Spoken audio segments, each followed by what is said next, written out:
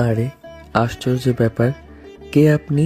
এভাবে একটি রুমে ঢুকে চারপাশে না দেখে জামা কাপড় খুলে দাঁড়িয়ে আছেন? নেহা স্বাধীনের কথা শোনার সঙ্গে সঙ্গে চিৎকার দিয়ে উঠল, এই কে তুমি? তুমি মারিয়ার ঘরে কি করতেছো? আরে আশ্চর্য, আমার বড় বোনের ঘর এটা। আমি থাকবো না তো কে থাকবে? কিন্তু তুমি এ ঘরে কি করতেছো? এ ঘরে তো মারিয়া থাকতো, তাই এটা তোমার। তুমি মারিয়ার ঘরে শুয়ে আছো কেন? আমার ভালো লেগেছে তাই আমি শুয়ে আছি। আপনার তাতে কি? আপনি একটা ঘরে ঢুকলেন, তার পাশে না দেখে ঘরে কি আছে তা না দেখে আপনি এসে জামা কাপড় খুলে দাঁড়িয়ে আছেন। এটা কেমন ব্যাপার হলো? আমি আসলে বুঝতে পারিনি যে রুমে মারিয়া বাদে অন্য কেউ থাকতে পারে, তাই আমি দরজা লাগিয়ে সরাসরি জামা কাপড় খুলেছি চেঞ্জ করার জন্য। আপনার তো আগে দেখতে হবে যে ঘরে কেউ আছে নাকি। আপনি সরাসরি ঢুকে জামা কাপড় খুলে ফেলেন, এটা হলো কিছু? এখন যা হওয়ার তা তো হয়ে গেছে।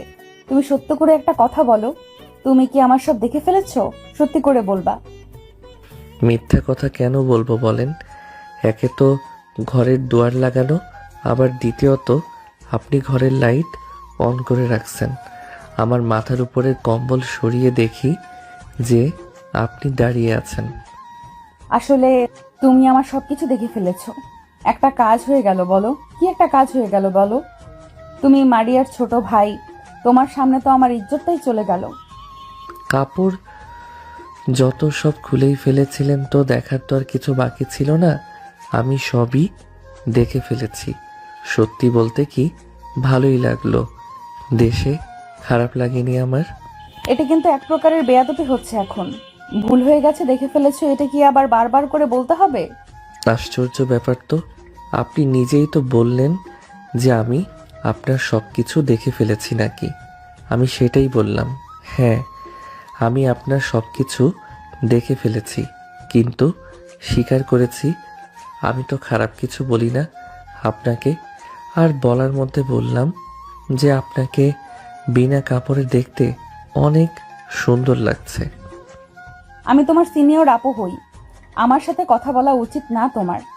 আর তুমি যখন দেখলে যে আমি জামা কাপড় খুলে দাঁড়িয়ে আছি, তখন তুমি তো কম্বলের নিচে মাথা দিয়ে আমাকে ডাকলেও পারতে যে জামা কাপড়গুলো পরেন। কিন্তু তুমি সেই কাজ না করে তুমি সুযোগের সদ্ব্যবহার করলে। যখনই দেখলে যে আমার গায়ে কোনো জামা কাপড় নেই, শরীরের কোনো কাপড়ই নেই, তখন তুমি আরো আমার দিকে ফেলফেল করে তাকিয়ে সবকিছু দেখে ফেলেছো। এখন কেউ যদি আমাকে